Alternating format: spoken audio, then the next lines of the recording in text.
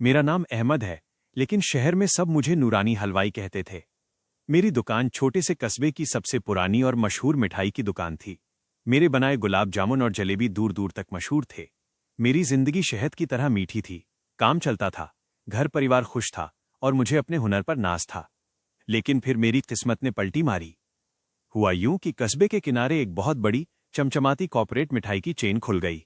उनकी पैकिंग शानदार थी, विज्ञापन जोरदार थे और दाम मेरे मुकाबले सस्ते थे। मेरी छोटी दुकान का धंधा धीरे धीरे मंदा पड़ने लगा। मैंने बहुत कोशिश की, कारीगरी पर और ध्यान दिया, पर ग्राहक नए चमकदार ब्रांड की तरफ खिंचते चले गए। 1 साल के अंदर मेरी दुकान खाली रहने लगी। मेरे पास इतनी बचत नहीं बची थी कि मैं अपने पुराने कारीगरों को तनख्वाह दे सकूं। मुझे दुकान बंद करने की नौबत आ गई थी। एक रात मैं दुकान पर अकेला बैठा था। कल सुबह मुझे दुकान पर ताला लगाना था। मेरा दिल टूट चुका था। तभी बाहर गली में मैंने एक अजीब सी रोशनी देखी। रोशनी तेजी से मेरी दुकान की तरफ बढ़ी और फिर ठहर गई। दरवाजे पर एक बुजुर्ग लंबी कद महिला खड़ी थी। उनका लिबास मखमली और गहरा नीला था और उनके चेहरे पर एक अजीब सी सफेद गुलाबी आभा थी। उनकी आंखें इतनी शांत और गहरी थीं कि उनमें देखने से ऐसा लगता था जैसे आप किसी ठहरे हुए तालाब में देख रहे हों। उन्होंने बहुत ही धीमी और शांत आवाज में कहा, अहमद हलवाई, तुम अपनी दुकान क्यों बंद कर रहे हो? तुम्हारे हाथ में तो बरकत है।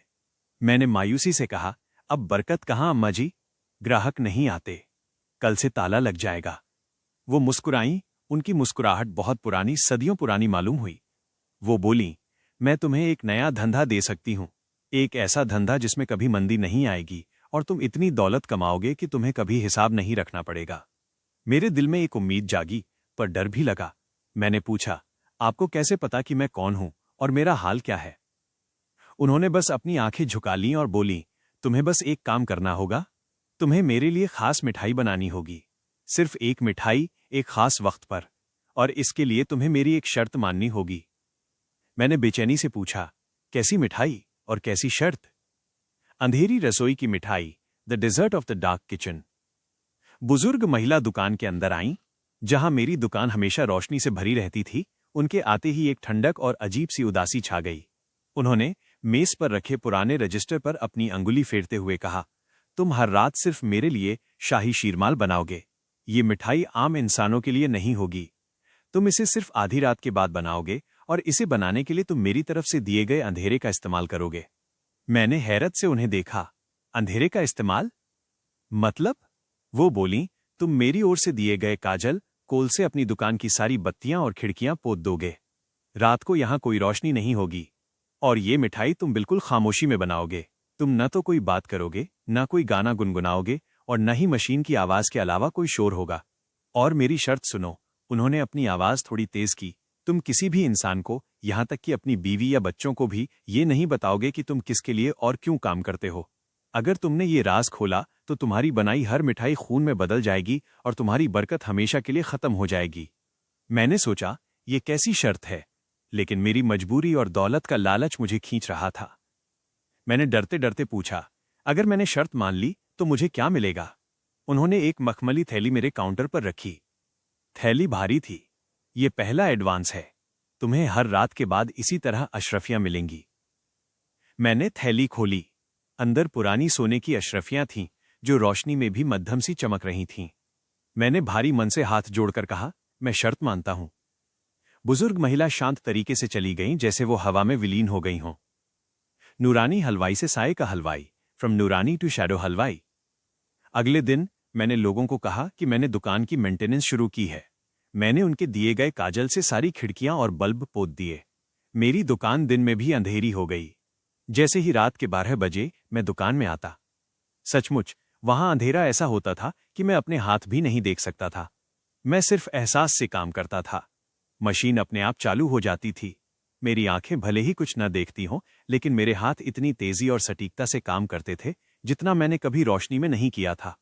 घी कब डालना है, चीनी कितनी, आज कैसी, सब कुछ मेरे हाथों को याद रहता था। हाँ, मुझे कभी कभी रसोई के कोने से अजीब फुसफुसाहटें सुनाई देती थीं या फिर मेरे आसपास किसी के चलने की आवाज आती थी, पर मैं शर्त के मुताबिक खामोश रहता था। मैं जानता था कि ये मिठाई इंसानों के लिए नहीं है, ये किसी और दुनिया के बाशिंदों के लिए है। जब सुबह होती, मैं देखता कि मेरी बनाई शाही शीरमाल के ढेर गायब हैं और उनकी जगह पर सोने की अशरफियों से भरी थैली रखी होती है। मेरा धंधा चल पड़ा था, एक रहस्यमय अनदेखी दुनिया के ग्राहकों के लिए। शर्त का बोझ, the burden of the condition. कुछ ही महीनों में मैं अमीर हो गया। मैंने शहर में एक बड़ा घर खरीदा, अपनी पत्नी को कीमती जेवर दिए और बच्चों को बेहतरीन स्कूल में दाखिल कराया।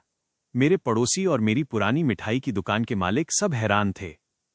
एक दिन मेरी पत्नी ने मुझसे पूछा, अहमद, तुम रातों रात इतना पैसा कहाँ से ला रहे हो और तुम्हारी दुकान हमेशा इतनी अंधेरी क्यों रहती है? तुम रात को क्या करते हो? मेरे दिल पर जैसे एक हथौड़ा पड़ा। मुझे शर्त याद आई। मैंने अपनी बीवी की आंखों में देखा और झूठ कहा, दुकान में बहुत ही खास किस्म का मसाला पीसने का काम शुरू किया है। वो सिर्फ रात को पीसता हूं और अंधेरे में ही पीसा जाता है ताकि उसकी खुशबू बाहर न जाए। वो मान गई, लेकिन उसके चेहरे पर शक की हल्की सी शिकन रह गई। एक बार मैंने हिम्मत करके रात में अंधेरे में काम करते हुए धीमी आवाज में पूछा, तुम कौन हो और ये शीरमाल कौन खाता है? पूछते ही मेरी कड़ाही में मौजूद घी अचानक तेज लाल हो गया, जैसे आग लगी हो। मेरी मशीन की आवाज इतनी तेज हो गई कि मेरे कान दर्द करने लगे। मुझे लगा कि जैसे मेरे चारों ओर की हवा गायब हो गई है और मैं घुटन से मर जाऊंगा। मुझे एहसास हुआ कि मैंने शर्त तोड़ने की कोशिश की है। मैं फौरन खामोश हो गया। धीरे धीरे कड़ाही का घी सामान्य हो गया और मशीन की आवाज धीमी हो गई। तब से मैंने कभी जुबान नहीं खोली। मैं बस आंखें बंद करके काम करता रहा। आज मैं एक अमीर आदमी हूं। मेरी दुकान अब भी अंधेरी रहती है और मैं सिर्फ रात को काम करता हूं। मेरे शहर में अब भी लोग कहते हैं कि नूरानी हलवाई के हाथ में जादू है, पर कोई नहीं जानता कि वो जादू एक अनदेखी शर्त और एक रहस्यमय बुढ़िया का दिया हुआ है, जिसका राज मेरी जुबान पर हमेशा के लिए ताला लगाकर बंद कर दिया गया है। मैं नूरानी हलवाई हूं जो अब साये के लिए मिठाई बनाता है, और मेरी किस्मत का मीठा स्वाद हमेशा उस कड़वी और अंधेरी शर्त के साथ जुड़ा रहेगा।